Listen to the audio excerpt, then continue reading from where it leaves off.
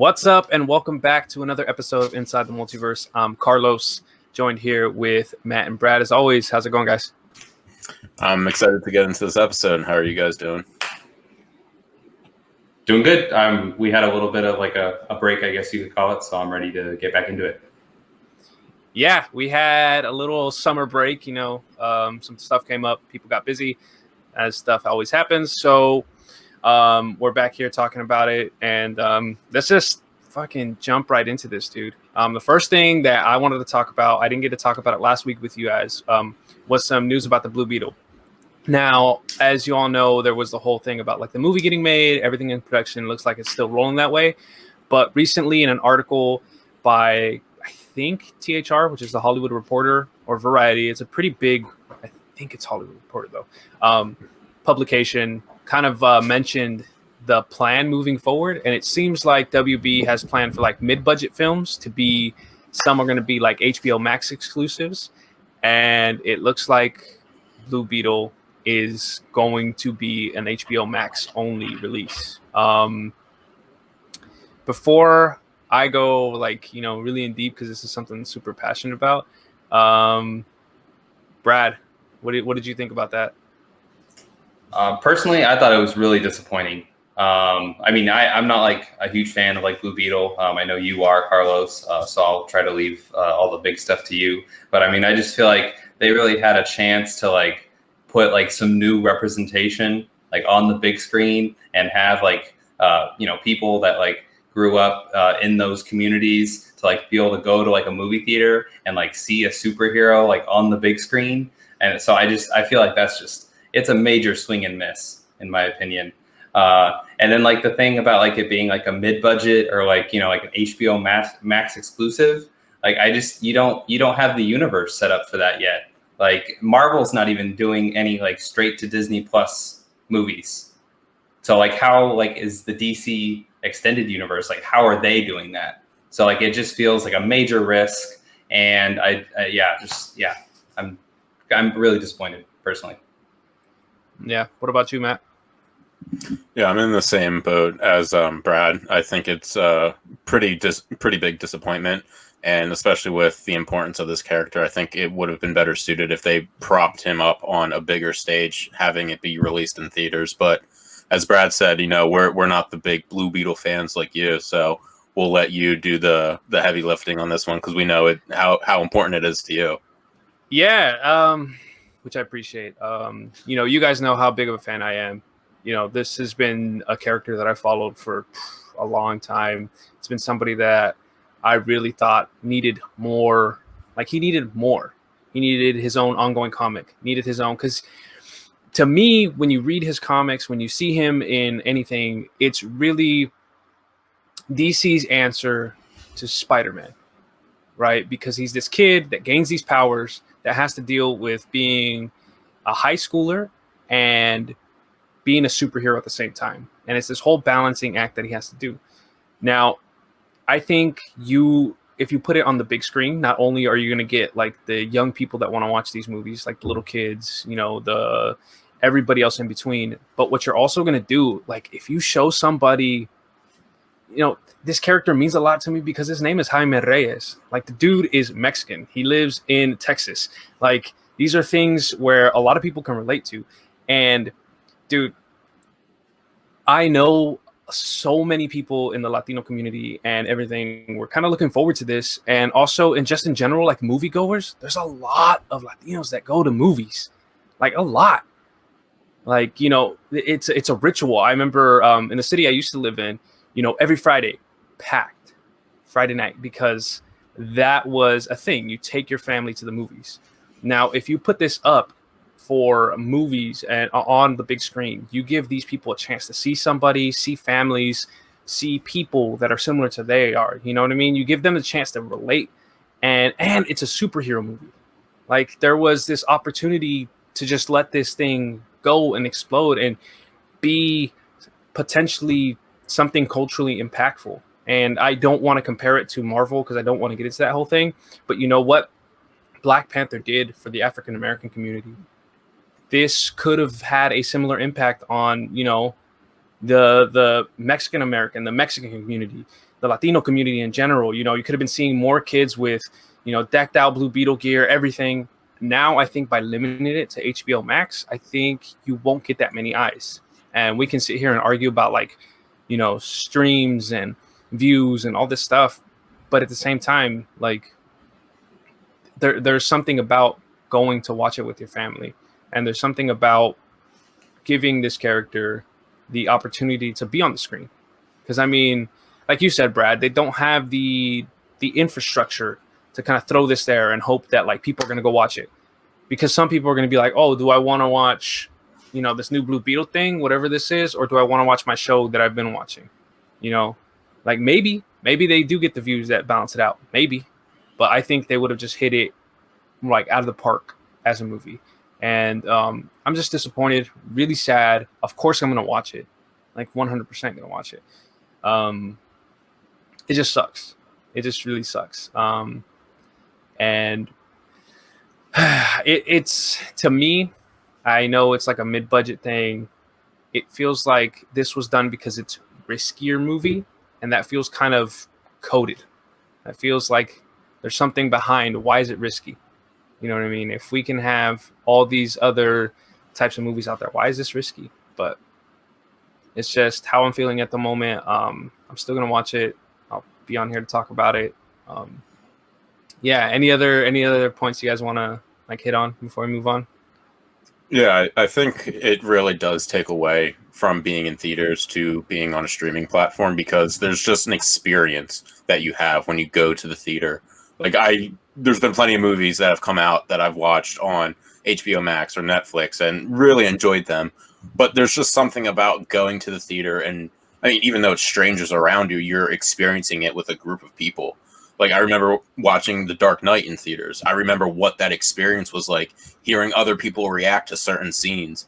And in a movie like this, you could have really had that, and that could have just enhanced the experience. So it definitely does suck that it's not going to be viewed in that way, because, like I said, it just takes away from that experience. Yeah. Anything else to add, Brad, before I move on? No, I think you guys honestly touched on everything. Yeah.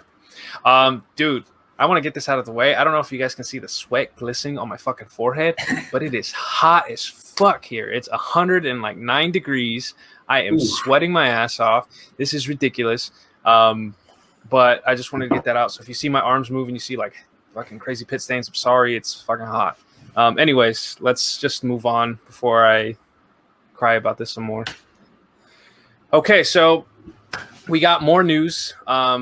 Brad, we had people getting cast in this movie, which I thought it wasn't going to be anything too crazy, but hearing some of these names got me really excited. Brad, who just got cast? What was the news that came out about John Wick 4? All right. So we got Bill Skarsgård, also known as Pennywise.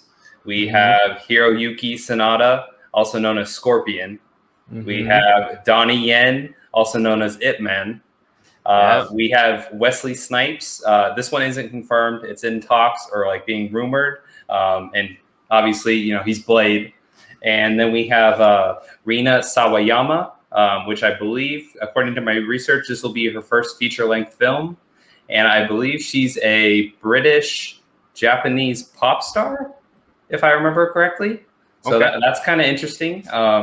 I don't really know what her role will be, but I think that's an interesting route to go. And then, of course, you have your returning cast. You have Ian McShane, who will be returning as Winston. Yes. You have Lawrence Fishburne, who will be returning as the Bowery King. And then you have a couple others. These aren't confirmed, obviously, but maybe you see another Halle Berry sighting. She had those, like, really cool guard dogs, which I think was in number 3. Yeah. 3. Yeah. And then maybe even a reappearance from Jason Mantzoukas, Rafi from The League, if anybody watched The League. Okay. So I think it has the potential to be a really stacked cast. And John Wick, it's one of my favorite action movies, if not my favorite. I love this franchise. I would watch like 10 or 15 of these movies if they want to make them. So I'm just stoked to see where they go with this. Yeah, same here, Brad. I mean, not Brad. Sorry, fuck. He's got me fucked up. Matt, dude, how do you feel about the cast, and are you excited about this movie? I am excited for the most part. My only concern, I guess, would be I just hope this doesn't become like a fighting action style of Fast and Furious where it's just throwing so many people into the cast and it just becomes a watered down film series. I mean, I love John Wick, but that's my concern is they're trying to throw in so many people that it waters down the story or the production or whatever. It's just too many chefs in the kitchen. It's just that's my concern. But everyone except for the pop star, who I have no idea who that is, I'm excited for to see in this movie because they're all great actors. They all have great experience with different roles. It's a great selection of cast to add. That's just my concern. Is hopefully it doesn't just dilute the product, I guess. Well, now that we got that out of the way, fucking Matt just raining on everyone's parade. No, I'm excited, dude. I think hearing all these names, Donnie Yen, super dope. If you don't know him from Ip Man or IP Man, however you want to pronounce it, you might know him as the what is it? Rogue One. He played the blind, one of the blind guys with like the staff, and his thing was like, "I am one with the force is with me," or something like that. Like he had that whole chant. So the dude is a badass, like certified badass. So we know whenever he's going to be on screen, there's going to be some dope ass fight scenes. Then we got Hiroki Sanada. I don't want to fuck up his name. The dude just played Scorpion, and he's dope too. Like the dude can kick ass. He's like older, and he's still whooping some ass. So I can't wait to see what roles each of these people play because that's going to be really interesting. And I do enjoy the John Wick movies. They're not the most like, I don't know, like not the most crazy story-wise. Like it's pretty simple in itself. Keanu Reeves knocks it out of the park because he doesn't have to do much other than like, kick someone's ass and grunt and say a fucking like one-liner that's kind of monotone and intimidating. And he works it. And it's, yeah, dude, it's great. He's great. And however, I'm not on like the Brad thing. Like I don't want to see 15 of these things. Maybe give me like, let's see how this one goes, and maybe give me the 5. But like, yeah, dude, I'm excited. Can't wait to see another John Wick. Brad, you got anything else you want to add on to? Yeah, actually, I did. When I was researching for this, I did find an interesting little fact. Hiroyuki Sanada, he was actually supposed to be John Wick's adversary in number 3, but he had an Achilles tendon injury, and he wasn't able to perform the role. So now his injury is healed, and now he's able to, I guess, do the role. I don't know if he'll be the same role that they had planned for him in number 3, but I guess I think it would be safe to assume that he's going to be one of John Wick's foes. But obviously, none of that's been confirmed yet. Dude, how cool would it be if he like picked up a kunai out of nowhere, out of like some fucking like case, and like threw it at him? That would be dope. I would lose my shit just off of like fandom and whatever. Matt, you got anything else you want to add to the John Wick news? No. Well, the only thing is I would hope Wesley Snipes is confirmed in it because I've always been a Wesley Snipes fan, and Donnie Yen actually did a movie with Wesley Snipes. He was in Blade 2, so it'd be cool to see them reunited. Yeah, you're right.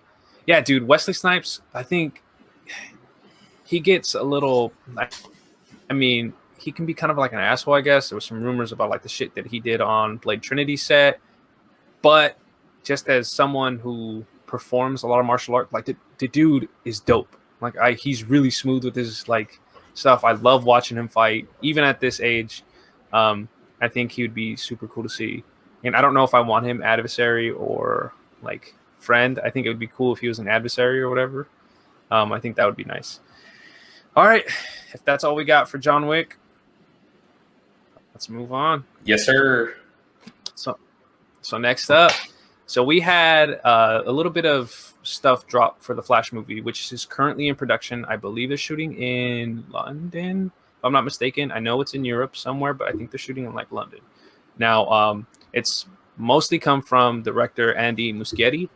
He has released or posted some pictures of, first it started with Michael Keaton's Batman suit, and it was just the logo and a little bit of the chest, and it was the yellow oval, black Batman, and then splattered with a little bit of blood.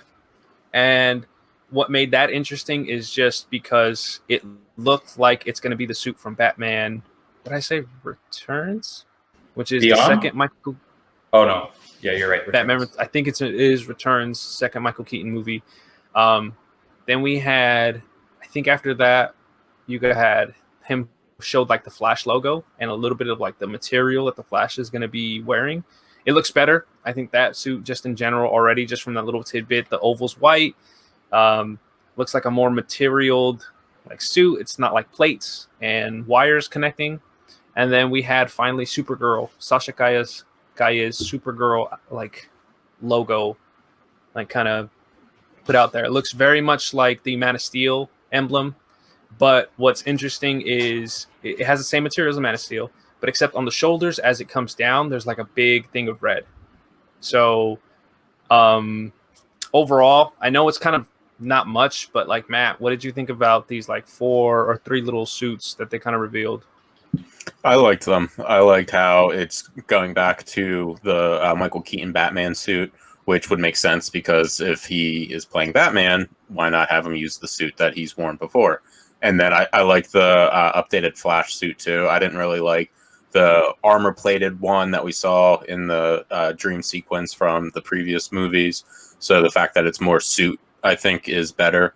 And then I like the Supergirl suit as well. I'm indifferent towards the Man of Steel suit. I like that it looks kind of more realistic, but I'm excited for it. The suits are showing promise, so hopefully that is trending in the direction of how the movie overall is going to be. Yeah, for sure. Brad, what did you think about the reveals, logo reveals, and very minimal suits? Yeah. I think it's a good way to draw in hype for all the movies or for the movie. Definitely like with the whole like the Batman thing. I think that one was like really interesting in particular because like you had like the blood dripping on it, and like is that Batman's blood? Is that somebody else's blood? Like is that foreshadowing of things to come? So I thought that was interesting. And then I did really like the Flash, like at least the little bit that we saw, because I felt like Zack Snyder, is he the only one that's done DC Flash to this point? Mm-hmm. Yeah, so I feel like his suit, I wasn't really a fan of like the plated armor. It just looked like a little bit too like bionic-y. I don't know if that's like the right word for it, like a little bit like a robot. Whereas like I feel like Flash should be in more of like an actual like not spandex suit, but like what I'm saying, like more of a form-fitting, like formed body suit. So that'll be interesting to see like what the rest of the suit looks like. And then as far as Supergirl, like we said in the group chat, I didn't think that it was like a big reveal. And then Carlos was like, "Oh, well, that's the Man of Steel suit." So I was like, "Oh, okay." I mean, I don't really know much about that. So yeah, they just kept, I thought it was interesting. I pointed that out that they kept in the group chat that they kept the Man of Steel like it's very Man of Steel. That's what it looks like. If you go back and look at Henry Cavill's thing, it has the exact same like texture and the exact same like kind of line going through the S. So I thought that was interesting because that to me shows that there's still connection to that. Like, all this speculation about what is this going to be? Is this going to restart things? Is this rebooting things? What the hell is it? In some way, shape, or form, there's still a connection to that Superman. Now, this is another thing that I pointed out to you guys that I thought was interesting. And I got this from Twitter. I saw this on Twitter. I can't remember, so I can't like say who it was. But somebody had posted a picture of a side-by-side of someone from an Injustice comic wearing a suit that looks very similar to the Supergirl suit.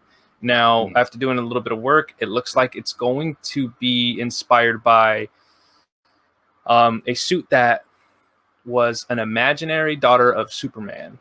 Because, like, I guess it's like this dream sequence in Injustice where he's thinking about, like, what would have happened if maybe he didn't kill, like, Joker and all this shit wouldn't have happened. So it's an imaginary daughter, and her name is Lara Lane Kent. And she's got pretty much the exact same style suit, at least from like the chest up. So it has the red coming down. It's got an S, The that to me is very interesting because some people have speculated that maybe she is in some way, shape, or form actually like related, like not just a cousin. Maybe she is like a daughter to Henry Cavill's Superman. With that in mind, let's say some eventually down the road we find out that she's in fact playing a daughter, Henry Cavill's Superman's daughter. Brad, what would you think about that? I think that'd be a really interesting storyline because I don't think we've really gotten that yet, at least on the big screen, if I'm not mistaken. So yeah, I think that'd be a really interesting route to go, and yeah, I'd be interested to see that. I feel like we've kind of gotten like a little bit of like the same superhero storyline like again and again and again. So I feel like that might be a good way to like introduce like something fresh to the character and to like the storyline as a whole. So I think that would be a solid route to go. Matt, what about you? Yeah, I feel the same as Brad. I feel like it would be a nice, refreshing take, just because we haven't seen that before. And I think with DC's kind of swing and miss record with movies, try something new. See if this sticks and if it has a good response from critics and fans. Because so far, most of what they've done hasn't. So just try something new and see what happens. Yeah. And I think it's just interesting that they're going to, if they do end up saying that this is his daughter, that, they're getting some super family out on the screen, because we have on television on Superman and Lois, you have Jonathan and Jordan Kent. And so I think it's interesting that they're doing that. It could just be a suit inspired by that, and she ends up being just Kara, and it's just Supergirl. So we'll see. I'm excited for it, though. Anything else you guys kind of want to add? I know that was really quick, but there was nothing much. I think we can move on. We can get into like the meat and potatoes, what we've all been waiting for. So yeah, if you've made it this far, let me just say, if you haven't watched Loki, fucking press pause, press stop, do whatever the fuck you're going to do. Go watch it right now. Quit being an idiot and go watch the show, because if you haven't watched it yet, I'm just going to say you need to maybe go jump off a cliff, because I don't know what the fuck you're doing with your life right now. It's hot as shit outside and you need to be inside watching this. Heat makes Carlos aggressive. Dude, super aggressive. No, for real though, this is spoilers. So spoiler warning, we're going to kind of, dive into it. So Loki, first 2 episodes released this past week and the week before. I'll just recap them. Essentially, episode 1, Loki shows him getting the Tesseract, him transporting himself somewhere. Then the TVA shows up, imprisons his ass, and there's pretty much an entire sequence of Mobius trying to get down to understand, like, does Loki really like doing the shit that he does?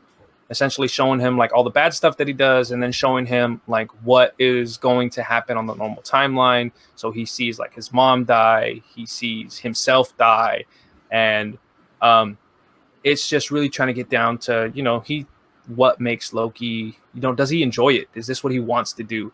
And kind of trying to help him understand that he can do something else if he wanted to. And then in episode 2, the big thing about it is the reason that they try to get the TVA, or the TVA needs Loki or wants to imprison him, Mobius wants to talk to him, is because there's a variant, a Loki variant going around and killing and attacking TVA like guards. I don't remember what the fuck they're called, but going around, and is it Minutemen? Okay, yeah. So it's creating like chaos on certain timelines. Minutemen show up, then they're getting fucking like ambushed and murdered. So it's this whole idea, Mobius's whole idea seems to be like, what better way to catch a Loki than with a Loki? And so that's kind of like what you see. You see the variant kind of like fucking with the Minutemen and messing their shit up for like the first one. And then in the second episode, it really dives into like the first attempt is like Loki. He tries to like trick them all, I guess, puts them in like thin ice. And then you see them still talk and try to figure out what's going on. Like what is this this variant doing, how it's doing it. There's just a lot of dialogue. I don't want to go into it because I can sit here forever. But essentially, Loki finds out that the variant is hiding within natural disasters. It's hiding within apocalypses. So that way, there's no trace energy of theirs, and they can just come and go as they please. So they track the variant down. They have this cool, weird ass fight in a superstore, which is interesting. And then there's a big reveal that ends up being this is actually a female like variant of Loki, which I thought was cool. Now I think we kind of knew that. I think there was like whispers of that, but it's cool to see. And then at the end, she bolts into a time door. All those like things, all the like little reset things go off, start causing a bunch of chaos. She goes into a time door, and he follows, and that's kind of where it cuts off. Whew, I know I just said a bunch of bullshit. I said a lot. I just want to get your thoughts real quick. We'll go with Matt. Like, what's your thoughts real quick on just like overall so far these 2 episodes? Well, one, right off the bat, I thought it was really funny that the building that they were in Alabama to like protect themselves from a hurricane was a supermarket where the doors were still like electronic by sensor. I was like, really? Like, people are just walking in easily, so water is just not gonna go through the, like, I thought that was stupid. Yeah. I guess maybe that's why that was the apocalyptic event for them. But I really, really like this series. I said before that I was a little worried because between WandaVision and the Falcon and Winter Soldier, that this is the one I was most excited for.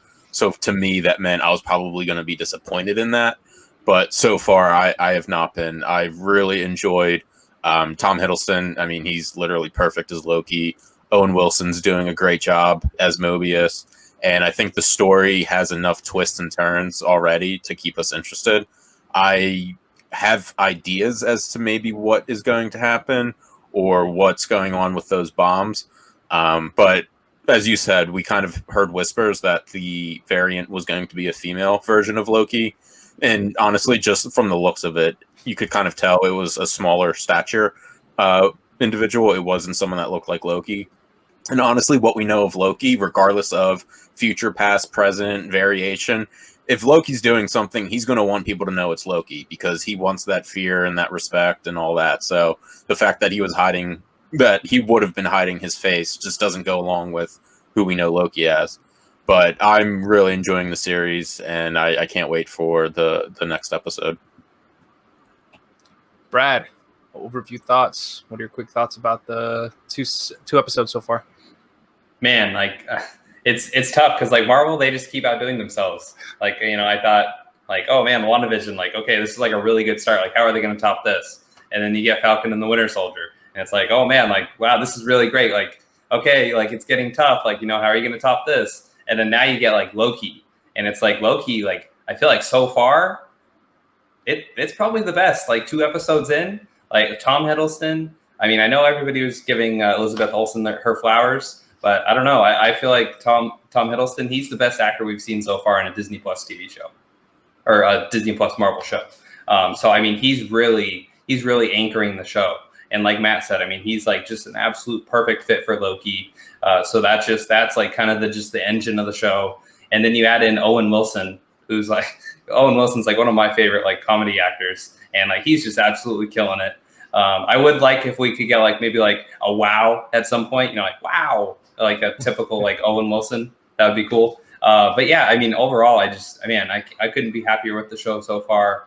I really like the Lady Loki angle.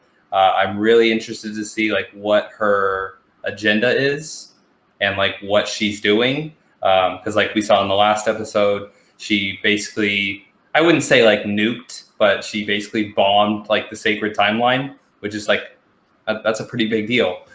So I'm interested to see like the ramifications, and I really hope that we at least get like a Kang name drop. Like we have to. Like I feel like that's like it's a necessity at this point. I'm not going to go with an appearance. It's not that we're not going to do the Mephisto thing again. No, like, we need it. We need a name drop at least at minimum. Yeah, I agree with both of you guys. This series so far has been really good, and I think the reason it's like gotten my attention is because I have no idea what the fuck to expect. Like even like the first episode, I turned it on and I was like, all right, what is this going to be? And I was just going, and I like thought thought I had an idea, then I was like, huh, interesting, okay. And you know, time travel is always like time travel, and anything involving time and space always gets really out there. So I think, you know, then episode 2, I once again, I don't know where the hell this was going, and just watching it, and just it had me like captivated, had me enthralled. I was like invested. You know, I don't think this is like the craziest, like hilarious show, but dude, Tom Hiddleston, so good. Like he's just good. Anytime he's on screen, like I just want to keep seeing him on screen. Like that's it. Like he's just good as Loki. Um, I thought I was so unlike you, Brad. I'm not a big Owen Wilson fan. I'm not. So I thought like, fuck, this is gonna suck. Like Owen Wilson, what the fuck is he doing here?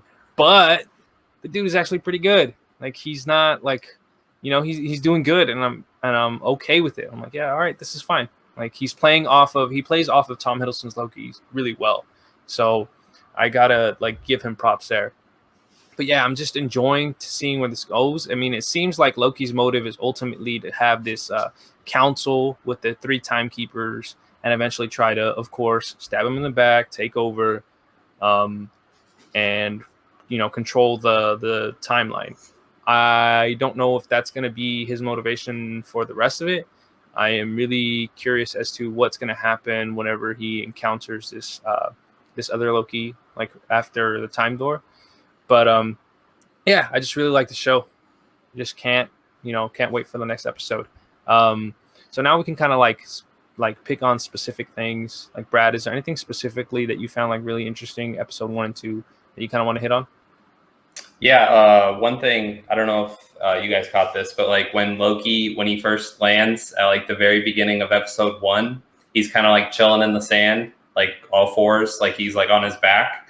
That was actually a callback to Iron Man 1, when Iron Man crash lands in like the hunky steel like Iron Man armor suit. Iron Man's just like chilling there in the sand, like, fuck, like what did I just do? So that was kind of like a little bit of like a callback. So I thought that was cool.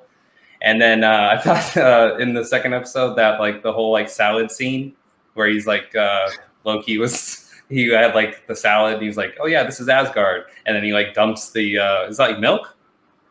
I don't know what the fuck it is. Maybe milk. But that scene was really funny. Yeah, it was good. It was good. And like I said, that's just fucking Tom Hiddleston talking. And I was sitting there like laughing and enjoying it. Matt, you got anything specifically that you felt you really enjoyed so far? Yeah, for the first episode, I forget what exactly was said, but I wrote a note, and of course, since it was a couple of weeks ago, I forget what specifically the line was, but they did mention Nexus and Madness. So, I mean, I know that they mentioned in the second episode, they said Nexus a hell of a lot more times, so it didn't seem as important then.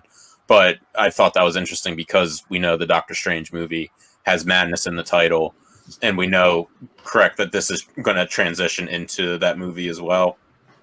So I thought that was just a way of them kind of dropping the hint there. And then something that I saw on IMDb for the second episode was at the end of the second episode when you saw like the timeline branching out and that whole scene on the computer screen, a couple of the things that you could see on there were Vormir, Xandar, and Ego were included on them. So I don't know if that is a specific reference for a specific reason, or if it's just like, the fans will know these places, so we don't have to have them be like, oh, what's that? What's there? And all that. But I'm really excited. I think that some of the agenda for Lady Loki is going to be just fuck up the timeline completely and get it so there is no future, there is no past, there is no present. It's just a whole chaos. Yeah, exactly that. It's just chaos, and it's something that they're obviously going to prevent. I, too, like you, Carlos, am wondering if Loki's original agenda of wanting to meet with the Timekeepers and basically backstab them is going to remain his agenda and his motivation for this, because I think this series is maybe going to try and humanize Loki a little bit, maybe put him more on the side of hero rather than just being an anti-hero. But I mean, that's just my opinion on that. But I'm super excited for the rest of the series, and I'm happy to say that I have not been disappointed yet. Yeah, that's good. And dude, I'm glad you brought up the whole thing about Vormir, Xandar, all the planets, right? Because I don't know if you guys remember when there was like the trailer came out and like shots and stills came out. There was a shot of what looked to be like a woman, a female figure, at least a female figure sitting on something, and the background is like what looks to be a planet that's like kind of looks resembles, at least in, if I remember correctly, like Vormir. And so I'm wondering what's going to take place on this planet. I wonder if it's just going to be like they're going to time door that planet at some point, sit there and maybe like talk, because she's just sitting in the thing, and everybody at the time thought like, oh, is this like Scarlett Johansson Black Widow? Is this what we're going to get? But it's probably safe to say that it's the female version of Loki. But it's interesting that they mentioned that. I don't think we'll get like Ego. Maybe we'll get a quick glimpse of like Xandar, but yeah, like you guys, I'm just really excited for where this episode is, or where this series is going and what it's going to lead into. It's going to lead into the Multiverse of Madness, Doctor Strange Multiverse of Madness, which is going to be nuts. And Matt, I'm really glad you pointed out the Nexus talk, because they talked about like Nexus points and Nexus events and all these things at certain points. If I'm not mistaken, didn't they kind of label what Wanda was doing like a Nexus event? Like, didn't they, or mention so? So like her kind of like screwing things up too. I'm surprised we didn't see them intervene. Maybe that was just like, all right, that'll happen. That was meant to happen, and that's just kind of our introduction into these things, because she kind of fixed everything herself. Mm-hmm. But yeah, I'm really like, once again, like Marvel isn't missing right now. Like, they're just not missing. It's it's really good. Brad, do you have like, you're the bigger Marvel fan of us three. Like, do you have any predictions for maybe like episode 3, or what you want to see in episode 3? I wouldn't really say I have like a rock solid prediction. I would say that I would agree with Matt, though. I think Loki is going to be a little bit more on the hero side. So I would expect Loki and Lady Loki. I would expect a fight between them in episode 3. And I would say maybe we learn a little bit more about the Timekeepers. I think that they're not going to look like the statues. I think that's going to be a little bit of a misdirect, personally. I think the Timekeepers are going... I don't know who they're going to be, but I think they're going to look different than what we've seen so far of them. But yeah, so I'm hoping we learn a little bit more about the Timekeepers, and I'm hoping we get some Loki versus Loki action. Okay. I didn't know real quick, because Brad was talking about the Timekeepers and not looking what we think they're going to look like. Since I am not as big of a Marvel fan as Brad, I didn't even know who the Timekeepers were, and I had to look them up to see like who the hell they were, other than what we've been told in the show. And prior to learning more about them, I actually was wondering if that was going to kind of be like a red herring, and there was going to be a twist in the show where there is no Timekeepers, and it's the TVA just trying to keep things in line, or something where there is no Timekeepers and Loki has been lied to this entire time. And he has to make that decision of, even though I've been lied to, do I still try and help Mobius or whatever? So I thought that was maybe a direction that they could have gone in. But once I learned the Timekeepers were like actually legit Marvel characters, I was like, no, they probably wouldn't make such a big deal about them and be like, nope, never mind. I don't think they would do another Mandarin like they did in Iron Man 3. Oh, God. That would be terrible. Yeah. So what I was going to like hit on was Brad mentioned the whole like thing about the Timekeepers, and maybe we'll kind of get to see who they are. Now, in episode 2, like close to the end of it, that like Minutemen leader, she was like a leader that got kidnapped by female Loki, right? She's kind of going, she's rocking back and forth and keeps repeating like, it was real, it was real, it was real. I think it's like something like that. And then she mentions that she told the variant how to reach the Timekeepers. Like, pretty much she told them a lot of information. Now that, to me, now that I think about it, is interesting, because of the fact that there's like a Minutemen or Minute people, however we want to phrase that know how to like where the Timekeepers are at. or they know how to access the timekeepers. And so obviously Loki knew that that Minuteman had information. That's why they took that Minuteman. So I think we are definitely going to get to see more about the timekeepers, and I'm really excited just to see, once again, like, that's all I have, because I have no idea what the fuck's going to happen. Like, it's the reality of the show. Like, it could go in a bunch of different ways, and I think that's the most exciting part about the show. Like, it could do so much. Do you guys have anything else? Anything else you want to hit on real quick? I felt like a complete idiot for like a few seconds in the second episode, because when they traveled back to like the Renaissance Fair, there was like a bartender, server, waitress type person that like said something. For a split second, I thought it was Catherine Hahn.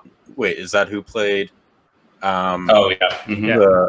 Yeah. For a second, I thought it was her. I was like, oh shit, there she is. Like, I thought that was going to be like a cool cameo, because now we know who her character is. But then I looked it up. I was like, oh, never mind. That's just someone that reminded me of her. So I felt like an idiot afterwards. But oh shit, Brad, you have anything else that you want to add? No. I guess. I mean, I just, like you said, I'm excited to see where this goes in terms of like the big picture, because it feels like each Marvel show to this point has led us on like a different path, like into like the future of the MCU. So I'm wondering, like, is this gonna like keep carving out like what WandaVision did, or like is it gonna take its own route? So I'm just interested to see like where this puts us. Like, you know, for Doctor Strange 2, I think Black Widow is coming out after this soon. Yeah, like next month, I think. So it probably won't lead into like anything Black Widow, but yeah, I'm just interested to see like where this takes us. For sure. Brad, do you know how many episodes Loki is supposed to be, by any chance, off the top? I want to say 6. And it's probably gonna be like you know, the Falcon and the Winter Soldier, where it's like a one-off thing, right? More than likely, it's gonna be a one-off. Okay, and so 6 episodes. That's even more interesting if it is only a 6-episode one-off, like one shot. Because what does it mean for Loki moving forward? You know, we don't know. I'm not sure off the top of my head whether Tom Hiddleston is contractually obligated to do more than just Loki, and we'll see.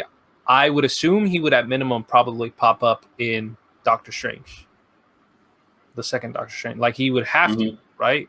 Like, I mean, other than that, like, I don't know what it means for him in the future, and I can't wait to, you know, see what's in store. Matt, you look like you were itching to say something. What's up? yeah, I have a morbid prediction. What if at the end of Loki he still dies?